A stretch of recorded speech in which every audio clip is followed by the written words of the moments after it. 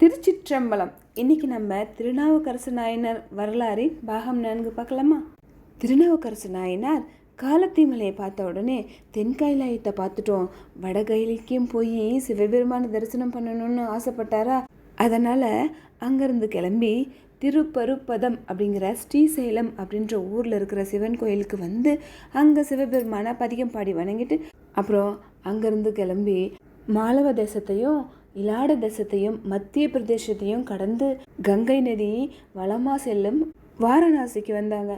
காசிக்கு வந்த உடனே விஸ்வநாதரையும் விசாலாட்சி அன்னையும் பதிகம் பாடி வணங்கிட்டு அவர் கூட வந்த அடியவர்களை எல்லாத்தையும், இதுக்கப்புறம் நீங்களாம் வர வேணாம், ஏன்னா நான் தான் வடகையிலையை பார்க்கணுன்னு ஆசைப்பட்டேன். அங்கே போகணுன்னா அந்த பாதை ரொம்ப கரடுமுரடாக இருக்கும், மலைப்பாதெல்லாம் மனிதர்களே நடக்க முடியாத அளவுக்கு கடினமாக இருக்கும், என்னால் நீங்களாம் கஷ்டப்பட வேணாம், நீங்கள் அப்படியே நீங்கள் ஊருக்கு திரும்பி போயிடுங்கன்னு சொல்லி எல்லாத்தையும் அமுச்சு வச்சுட்டு இப்போ திருநாவுக்கரசர் மட்டும் அந்த கரடுமுரடான மலைப்பாதையில் வேக வேகமாக நடந்து வராரு. ஏன்னா சீக்கிரம் போய் சிவபெருமானை தரிசனம் பண்ணணுன்ற ஒரு ஆர்வத்தில் பசிக்கு அப்பப்போ அந்த மலையில் இருக்கிற கிழங்கு கூட பறித்து சாப்பிடாம வேக வேகமாக நடந்து வராரு, எப்படியாவது சீக்கிரம் போகணுன்னு.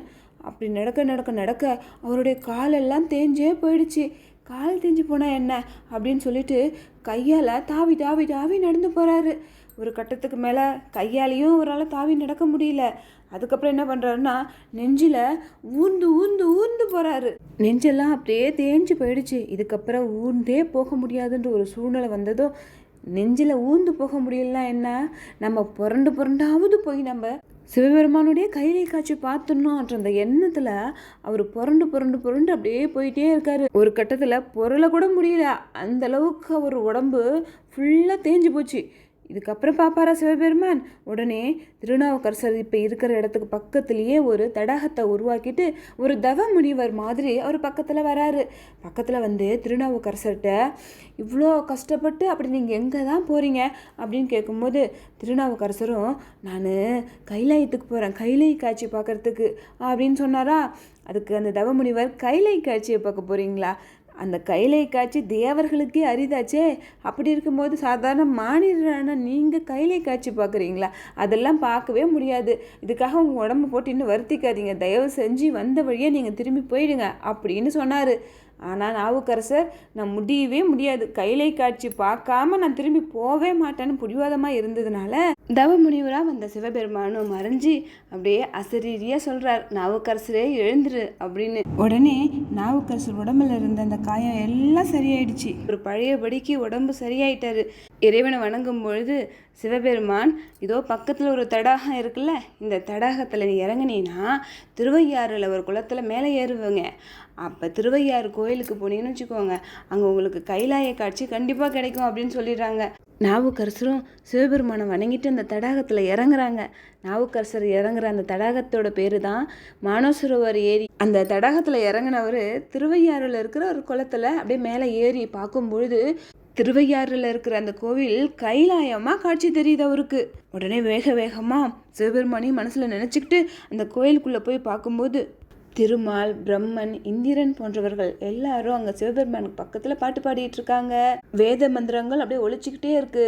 தேவர், தானவர், சித்தர், விச்சாதாரர், இயக்கர், மாதவர், முனிவர்கள் எல்லாரும் அப்படியே எங்கள் பக்கத்தில் உட்காந்துட்டு இருக்காங்க. சிவபெருமானுக்கு பக்கத்தில் அழகழகான பொண்ணுங்க எல்லாம் பாட்டு பாடி நடனமாடிட்டு இருக்காங்க. கணநாதர்கள், பூதகணங்கள் எல்லாம் சூழ்ந்திருக்க சிவபெருமான் உமாதேவியரோட அப்படியே உட்காந்துருக்காரு. கைலாயத்தில் யார் யார் இருக்காங்களோ அவங்க எல்லாமே இப்போ திருநாவுக்கரசருக்கு காட்சி கொடுத்துட்டாங்க. திருநாவுக்கரசர் இதெல்லாம் பார்த்துட்டு அப்படியே கண்ணில் ஆனந்த கண்ணீர் வர இறைவனை வணங்குறாங்க. கொஞ்ச நேரம் அப்படியே கைலை காட்சி எல்லாம் தெரிஞ்சுது திருநாவுக்கரசருக்கு. அப்புறம் எல்லாரும் மறைஞ்சிட்டாங்க.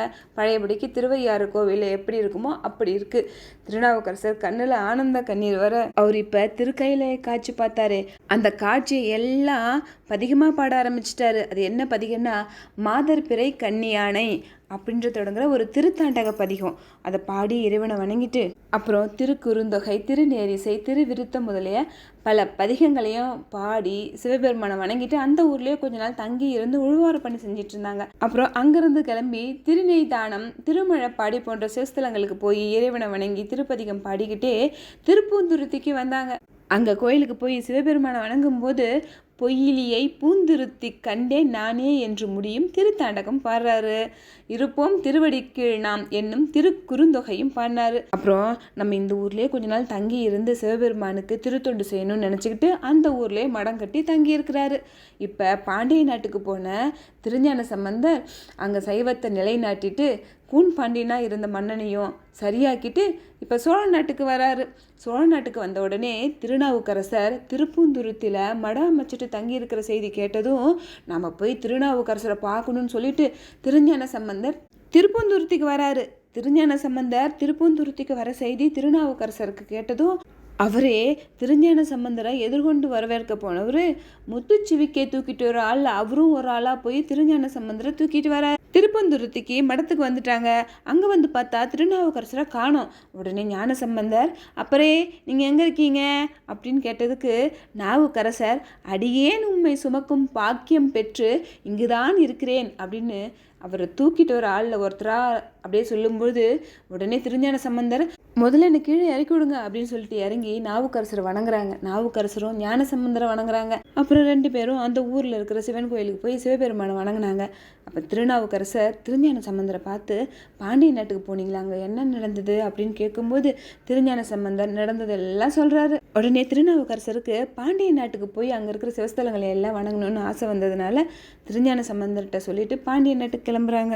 வர வழியில் இருக்கிற எல்லா சிவன் கோயிலுக்கும் போயிட்டு பதிகம் பாடி வணங்கிக்கிட்டே மதுரைக்கு வந்துட்டாரு. பாண்டியமாதேவியான மங்கையர்க்கரசியாரும் ராஜாவும் திருநாவுக்கரசரை எதிர்கொண்டு வரவேற்று கூட்டிகிட்டு வராங்க. எல்லாரும் ஒன்றா கோயிலுக்கு போய் சொக்கநாத பெருமானை வணங்கும்போது திருநேரிசை திருத்தாண்டகம் போன்ற பதிகங்களை எல்லாம் பாடி வணங்கிட்டு கொஞ்ச நாள் அங்கேயே தங்கி உழ்வார பணியை செஞ்சிட்டு இருந்தார். அப்புறம் அங்கேருந்து கிளம்பி திரிபுவனம், திருராமேஸ்வரம், திருநெல்வேலி, திருக்கானப்பேர் அப்படிங்கிற காளையார் கோவில் போன்ற திருத்தலங்களுக்கு எல்லாம் போய் சிவபெருமான பதிகம் பாடி வணங்கிட்டு அப்புறம் அங்கேருந்து கிளம்பி சோழ நாட்டில் இருக்கிற திருப்புகலூருக்கு வந்துட்டார். அப்புறம் திருப்புகலூர்லேயே தங்கி இருந்துட்டு உழ்வார பணி செஞ்சிட்டு இருந்த அவரு திருத்தாண்டகம், தனி திருத்தாண்டகம், சேத்திர கோவை திருத்தாண்டகம், குறைந்த திருநேரிசை, தனி திருநேரிசை, ஆருயிர் திருவிருத்தம், தசபுராண தடைவு, பாவநாச பதிகம், சர்க்கரை திருவிருத்தம் போன்ற திருப்பதிகங்களை பாடி உழ்வார பணி செஞ்சுக்கிட்டே இறைவனை வணங்கிட்டு இருந்தாரா. அவருடைய பற்றற்ற நிலையை உலகத்துக்கு காட்டணும்னு நினச்ச சிவபெருமான் என்ன பண்ணுறாருன்னா அவர் உழ்வார பணி செய்யும் பொழுது அப்படியே அந்த புல்லை செதுக்கும் போது அப்படி மண்ணிலிருந்து நவரத்தினக்கல் விலை உயர்ந்த முத்து, பவழம், மாணிக்கம் அப்படி நவரத்தின கல் எல்லாம் வெளியில் வருது.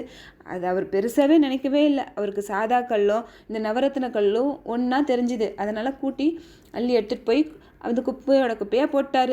அப்புறம் வானத்திலேருந்து அழகழகாக பொண்ணுங்க வந்து அவர் முன்னாடி நடனம் ஆடுறாங்க. அதை கூட அவர் கண்டுக்கல. எப்போ பாரு சிவசிந்தனையிலே இருக்கார். சிவபெருமான அப்போ கூட மனசில் நினச்சி பொய்மாயை பெருங்கடலுள் அப்படின்ற ஒரு திருத்தாண்டகத்தை பாடுறாரு. உடனே விண்ணுலகத்திலிருந்து வந்த அந்த தேவதாசிகள் கூட திருநாவுக்கரசரை போற்றி வணங்கிட்டு போகிறாங்க. இப்படியே உழுவார பணி செஞ்சுக்கிட்டு திருப்பதிகம் பாடிக்கிட்டு திருப்புகலூர்லே இருந்த திருநாவுக்கரசர் சித்திரை மாதம் சதய நட்சத்திரத்தன்னைக்கு எண்ணிகேன் என்னும் பாடல் அடி எடுத்து புண்ணியா உன் அடிக்கே போதுகின்றேன் என்னும் திருத்தாண்டகத்தை பாடினாரு. உடனே சிவபெருமான் அவருக்கு காட்சி கொடுத்து சித்திரை மாதம் அந்த சதய நட்சத்திரத்தன்னைக்கு சிவபெருமான் அப்படியே கையோட கைலாயத்துக்கே கூட்டிகிட்டு போயிட்டாரு. சித்திரை மாதம் சதய நட்சத்திரத்தன்னைக்கு தான் நம்ம திருநாவுக்கரசருடைய குரு பூஜை. இவருடைய வரலாறுலேருந்து நம்ம என்ன தெரிஞ்சுக்கணும் அப்படின்னா திருநாவுக்கரசர் முக்தி அடையும் போது அவருக்கு வயசு 81. அந்த தள்ளாத வயசுலேயும் எல்லா கோயிலுக்கும் நடந்தே போய் திருப்பதிகம் பாடிட்டு முக்கியமாக உழவார பண்ணி செஞ்சிட்டு இருந்தாங்க. நாம்பளும் நமக்கு வாய்ப்பு கிடைக்கும் போதெல்லாம் கோயிலுக்கு போய் அங்கே இறைவனை போற்றி பதிகம் பாடி வணங்குறது மட்டும் இல்லாமல் உழவார பணியும் செய்யணும் அப்படின்னு நமக்கு வாழ்ந்து காட்டிட்டு போயிருக்காரு திருநாவுக்கரசர் ஐயா. சிவபெருமானா எனக்கு ரொம்ப பிடிக்கும் அப்படின்னு சொல்கிறத விட சிவபெருமானுக்கு என்ன ரொம்ப பிடிக்கும் அப்படின்னு சொல்கிற அளவுக்கு நம்ம அன்பு வச்சிருக்கணும். அது மாதிரியான ஒரு அன்பு தான் திருநாவுக்கரசர் சிவபெருமான் மேலே வச்சிருந்தாரு. அதனால தான் கைலைக்கு போகணும் அப்படின்ற எண்ணம் வரும்போது நடக்க முடியலனா கூட தாவி தாவி போகலாம், தாவி போக முடியலனா கூட ஊர்ந்து போகலாம், ஊர்ந்து போக முடியலனா கூட புரண்டு போகலாம் அப்படின்னு நினச்சாரு. சுயநலம் இல்லாத அன்பு.